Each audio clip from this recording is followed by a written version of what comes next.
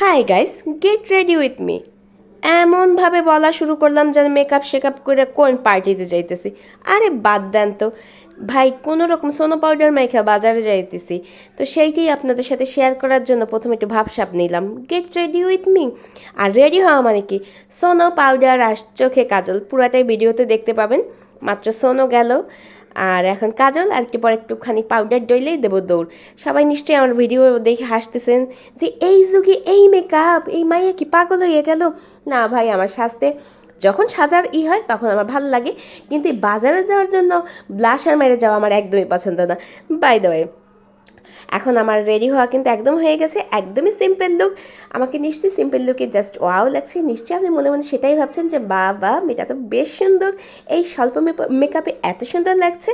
আর বাজারে গেলে আমার চোখ পুরো ধাঁধায়া যায় যে কোনটা রেখে কোনটা নেব। সব ভালো লাগে, মানে সবই আমার কিনতে ভালো লাগে। বিশেষ করে এই যে সবজি দেখলে তো মনে হয় আমি সবই নিয়ে যাই আর সবই রান্না করি। এত কালারফুল লাগে সব কিছু, কী যে সুন্দর লাগছে সবগুলো সবজি। তো আমি কিছু সবজি নিয়ে নিলাম, তারপর কিছু শাক নিয়ে নিলাম। আর কেনাকাটার পরে আমি একটু বাজার ঘুরে দেখছিলাম, মানে ইফতার টাইমে গিয়েছিলাম তো সবাই কেনাকাটা করছিল। আমার বেশ ভালো লাগে এই টাইমটায়, প্রচুর ভিড় অবশ্য, কিন্তু তার মাঝে সবার কেনাকাটা, সবার একটা আনন্দ দেখতে বেশ ভালো লাগে। তার ছেলেকে একটু ছোটোখাটো কিছু কিনে দিলাম, আইসক্রিম। আমারও খেতে ইচ্ছে করছিল, কিন্তু আমার ভয়েস শুনে তো বুঝতেই পারছেন যে আমার কী অবস্থা। তো আমি একটু ইফতার নিয়ে নিলাম, আর রোজার সময় ইফতার না খেলে আমার একদমই ভালো লাগে না। এই যে অলরেডি বাসায় চলে আসছি অনেক কিছু কেনাকাটা করে।